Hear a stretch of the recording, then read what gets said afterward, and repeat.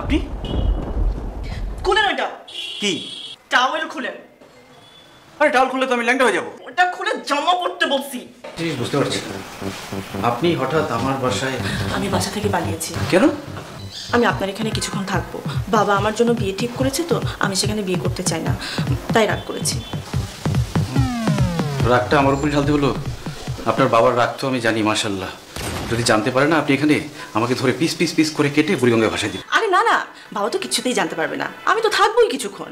আর আমি যে আপনার এখানে আছি এটা বাবা কিছুতেই মার্ক করতে পারবে না। আপনি একটু আমার হেল্প করেন না প্লিজ।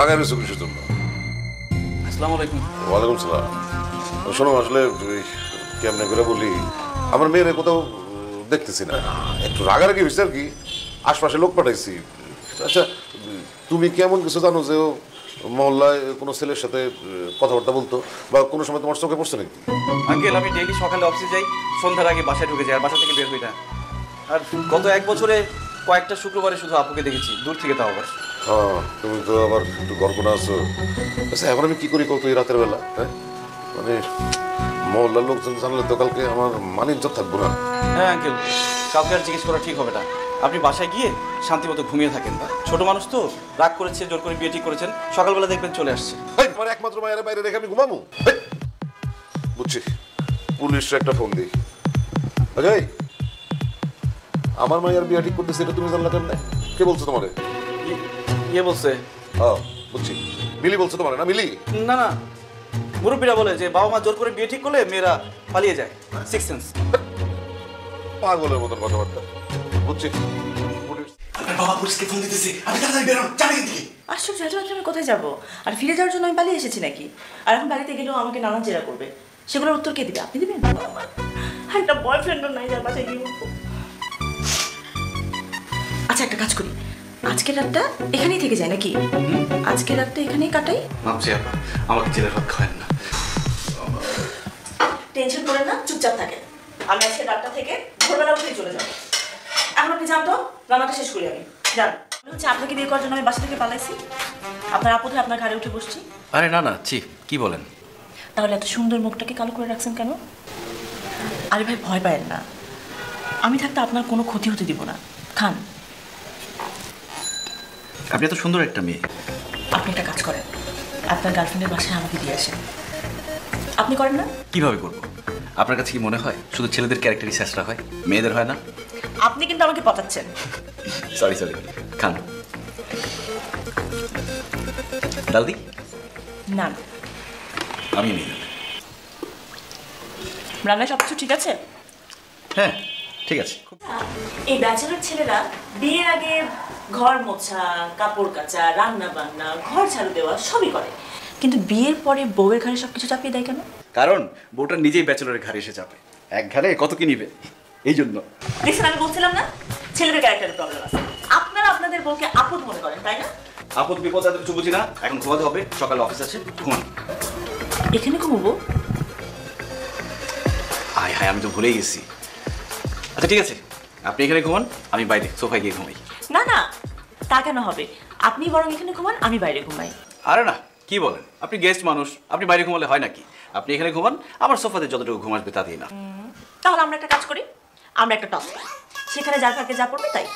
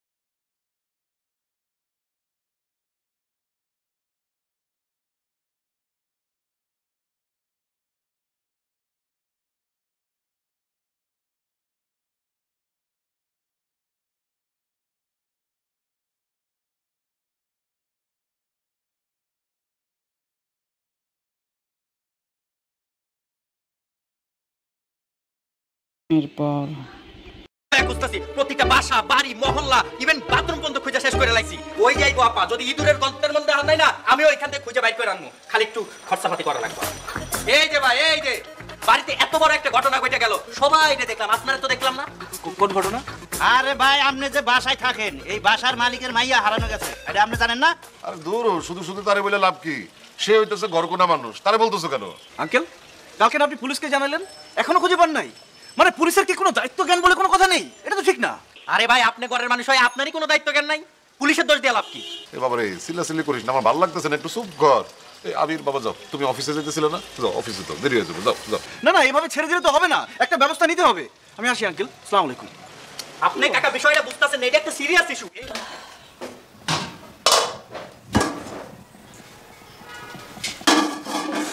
খুব আমি মনে রাখছি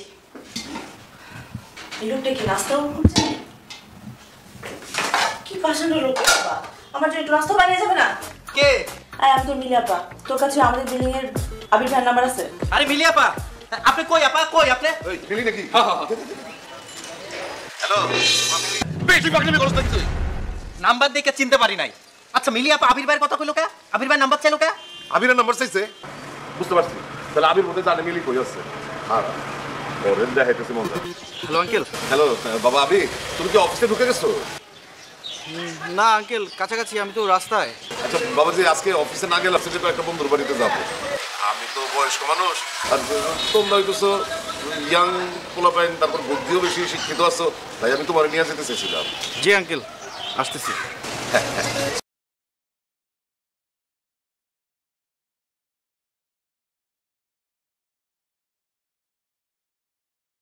কোন বিপদে যে আজকে পড়বো আমি, আল্লাহ বাঁচাও।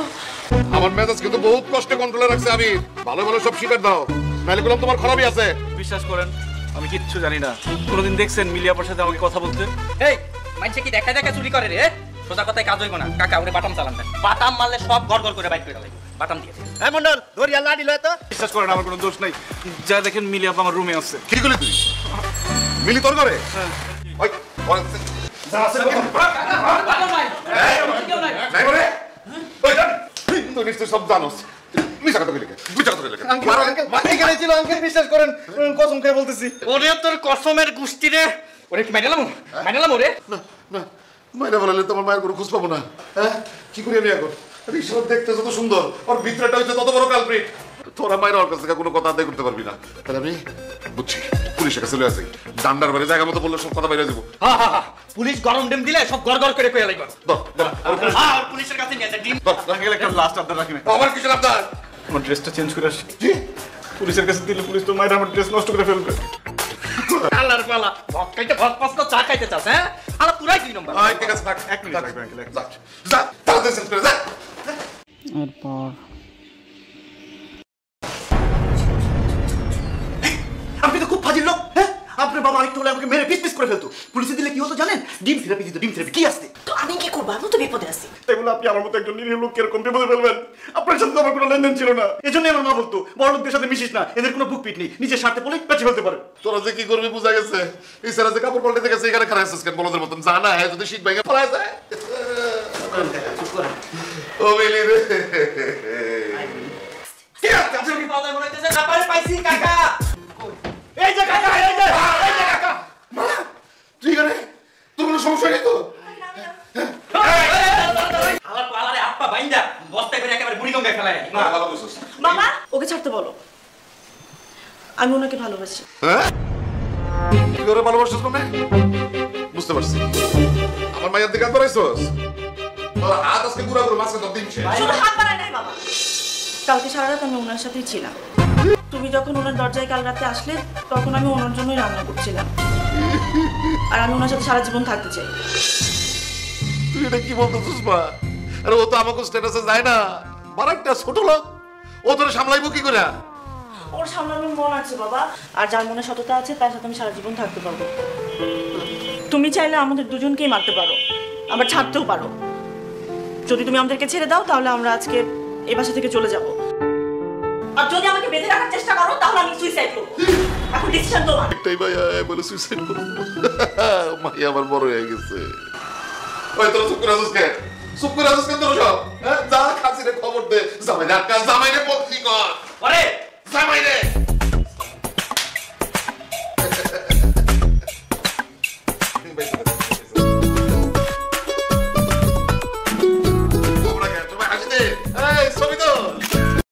বলেন।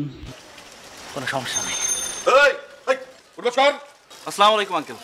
আবির, আচ্ছা তুমি আমার বলো তো, এইখান থেকে বাজারে যেতে তোমার কতক্ষণ লাগবো? জি আঙ্কেল। ওই তুমি কি কানে শোনো না?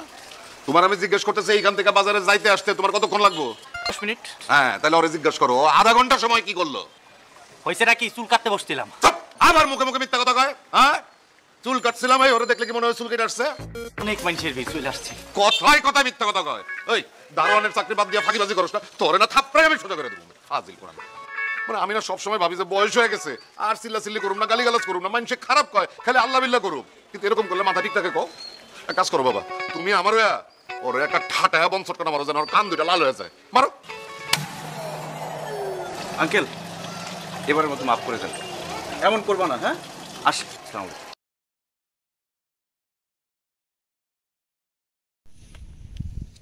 এখন আরেকটি গান গাইবে, তার নিজস্ব সব কিছুই তার বানানো।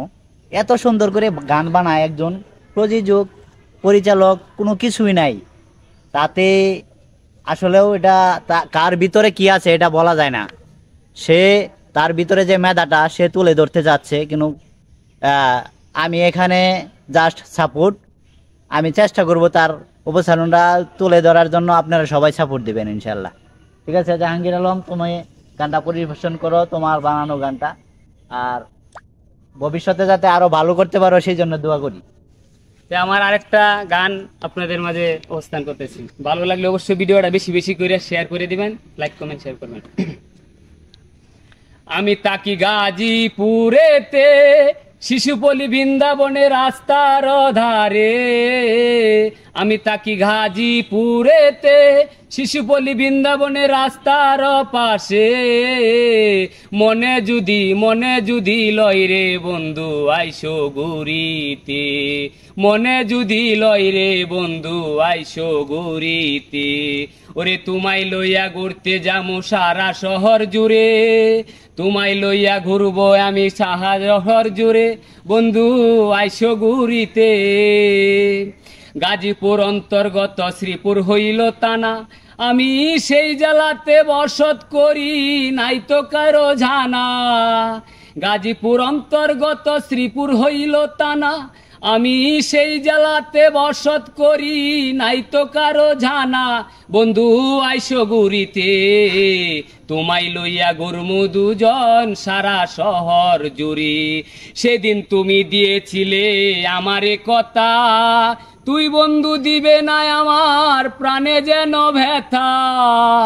সেদিনও বলেছিলে বন্ধু আমার সাথে কথা, কোনোদিন দিবে না আমায় প্রাণে শুধু ব্যথা। বন্ধু কোথায় যে গেলে, আজও তুমি আইলে না যে পীরে।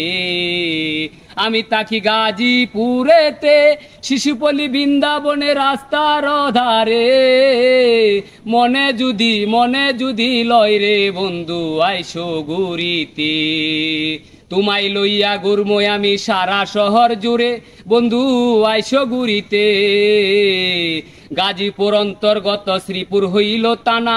আমি সেই জেলাতে বসত করি, নাই তো কারো জানা। বন্ধু আইসো গুরিতে। তোমায় লইয়া ঘুরতে যামু অচিন শহরে। ধন্যবাদ জাহাঙ্গীর, ধন্যবাদ।